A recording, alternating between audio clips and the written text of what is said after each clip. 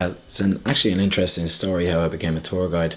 I always say I actually get asked that question quite often doing the tours, and I always say there's no real one straight route to becoming a tour guide. We all kind of came from different walks of life and all kind of fell into it in different ways. For me, it was acting.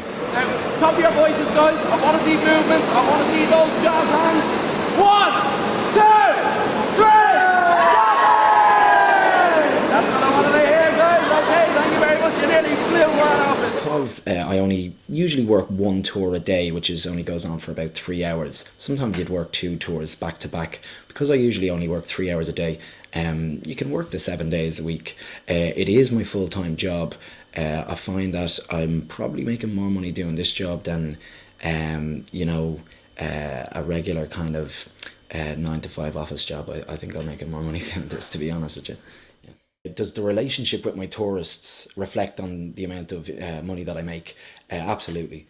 You have a short space of time to make an impression, and I really do feel there's a lot of psychology involved in the job.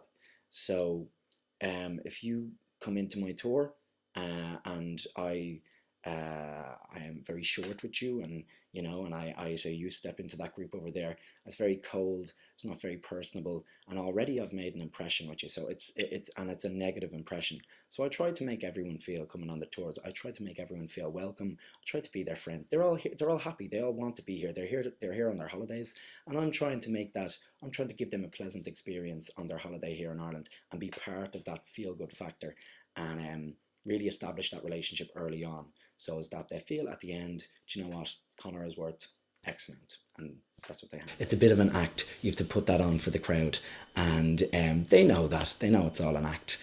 Allegedly, when Patrick came to Ireland, they say that the entire island of Ireland was covered in snakes. And if you go all the way back to biblical times of Adam and Eve and the apple, the character of the serpent was evil. So they say when Patrick came here, he took it upon himself to single-handedly banish all of the snakes from Ireland, okay? Nothing to do with the fact that snakes are cold-blooded creatures that probably wouldn't have lasted here in Ireland anyway. No, I am so Irish that I truly believe that a bearded man with a pointed hat and a big stick got rid of them all. That is what I truly believe, okay?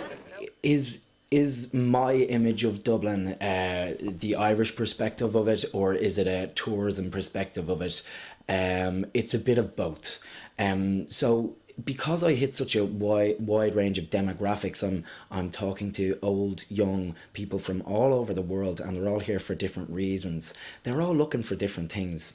So some people are looking for, the Guinness and leprechauns, and other people want a kind of a kind of a closer insight into the history of Ireland. So I try to give a bit of both. I kind of call it infotainment is kind of my kind of word for it. I try and give the information, but I try and give it in an entertaining way as well. So the history and the facts are real, but do I pander to the crowd and give them potatoes and leprechauns as well? Of course I do, yeah.